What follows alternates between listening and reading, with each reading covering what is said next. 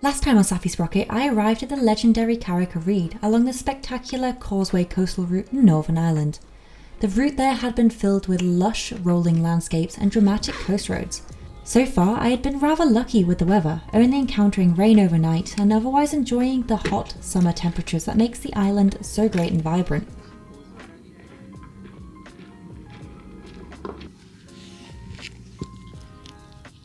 Carrick-a-rede is most famous for its iconic rope bridge, which spans an impressive 66 foot in length. The rope bridge connects the mainland to the tiny island, and was actually constructed over 350 years ago by daring salmon fishermen who needed a way to access the best fishing spots. One question before I head off. Yep. How is this place pronounced? Carrick-a-rede. Say it slowly, sorry. Carrick-a-rede. Carrick-a-rede. Yeah. Carrick-a-rede. It means rock in the road in Irish. So the castle that was like Carrick Ferguson. Yeah, it's I think it's Castle on the Rock or something like that. Right, excellent. Thank you. No worries. I've been trying to work it out for days. Thank you. However, to find the bridge today, you first have to undertake a rather mild 20-minute walk along the coast road. It did, however, feel slightly longer walking it in bike boots under the midday sun. Beside the bridge, the area is great for hiking and exploring, and there are well-marked paths and signs that tell you all about the history and nature of the place. It's easy to spend hours just soaking it all in. They say that on a clear day you can see all the way to Rathlin Island, the largest island on the Irish coast. Some say you can even see as far as Scotland, although with my terrible vision I could barely see past my nose. So, I don't know if you can see on the camera, but basically there was a cluster of rocks is where we're heading. And we're going to walk across them. It's a good day to be afraid of heights. There's no turning back. I've already paid £15 for the privilege, so might as well suck it up and get it done with. But you know what? I'm going to be completely honest.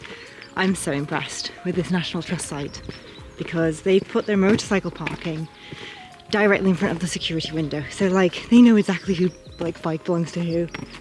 And it just means just so much less stress walking around.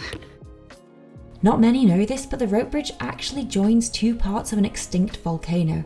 If you'd been here 62 million years ago, you could have stepped straight onto Greenland. In fact, below the rope bridge are two boulders known as volcanic bombs, and these were formed from the ash during the volcanic eruption. Look at that! And when you look along the cliffs, you'll notice that there's an absence of white limestone because it was destroyed during the eruption. Had that not happened, the cliffs today would have looked rather similar to the White Cliffs of Dover. So I don't know if you can tell, but basically you see how it's in a huge circle. I just read on one of the tourist signs that it's the mouth of a volcano. And now that it's been pointed out to me, and you like look around the circle, it's really obvious. That's so cool. But more interestingly, look how blue that water looks. Honestly, you'd think we were in Spain or a tropical island. It's so blue.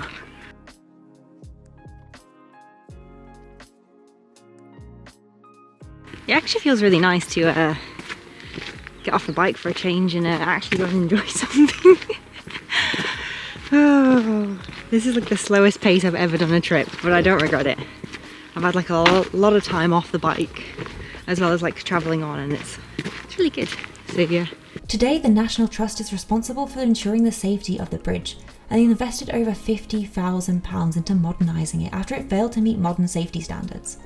Although there'd never been any fatal accidents involving the old bridge, the new one is held in place by wire ropes, making it incredibly safe for the public. Of course, being safe and feeling safe are two different things.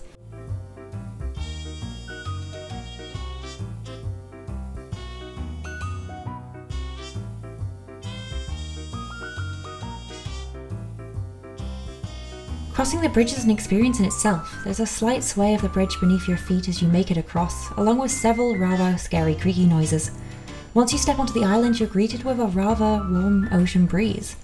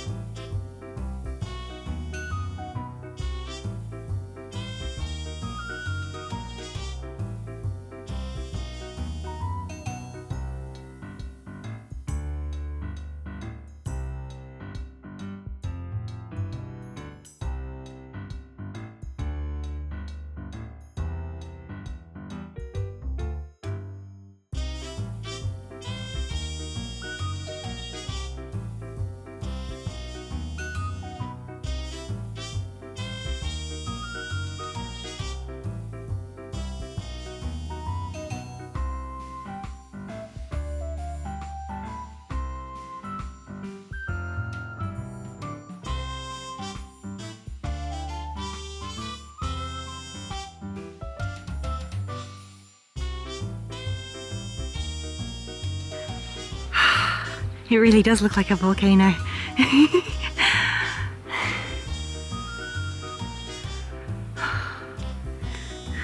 Look at that little seagull over there. Got any snacks? Not for you, I don't.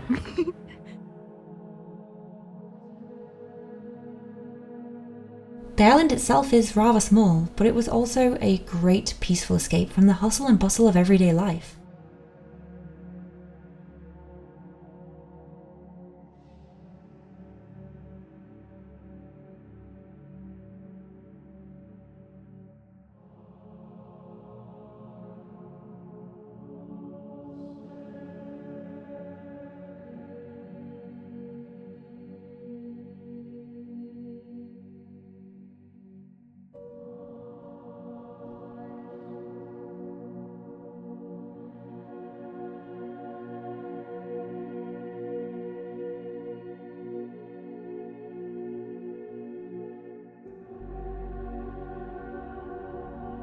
I sat down and enjoyed the sun, and I tried to imagine how it must have felt to cross the bridge back in the 1600s, constantly sending boats up and down the cliff faces, into the water.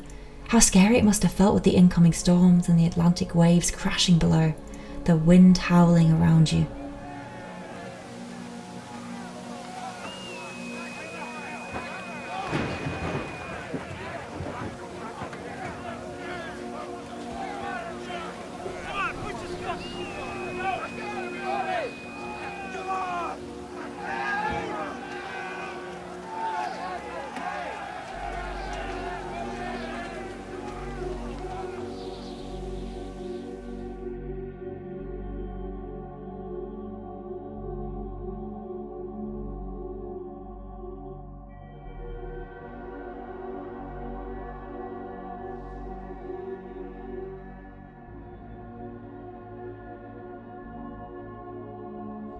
Although rather fleeting, if you listen very quietly, you can almost hear the faint whispers of men calling into the void of a storm as the wind carries it right past you.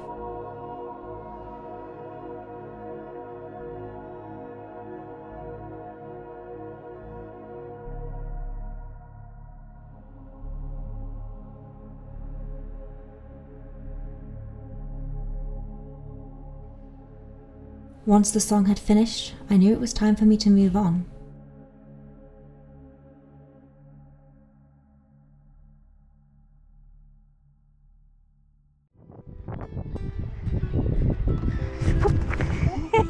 I'm okay. Okay. It's fine. I fall all the time. As long as you fall right. Yeah.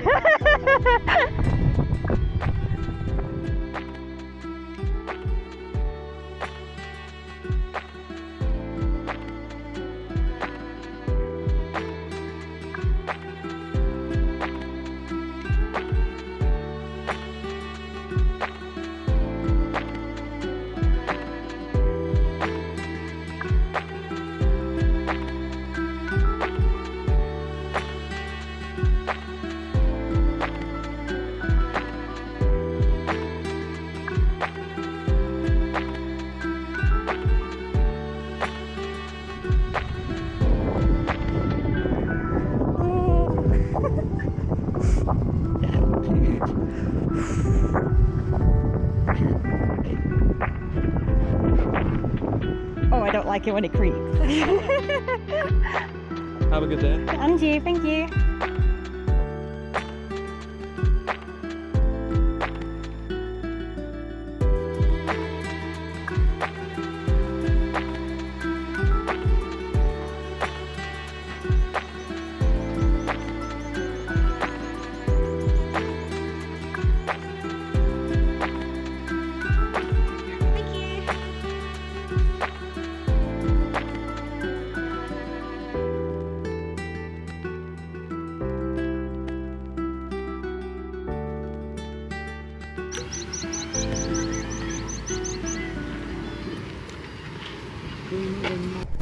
We are on the road again, and this time we are 20 minutes away from our next 20 minutes away from our next destination, which is the main reason we are in Ireland, and that is to see the Giants Causeway. Oh, these speed bumps. Ah, what an amazing weather. Mate, I was gonna come to Ireland like 2-3 weeks ago, and I kept putting it off and I kept putting it off because the weather was terrible, and I have been rewarded for being lazy. I have been rewarded for being lazy.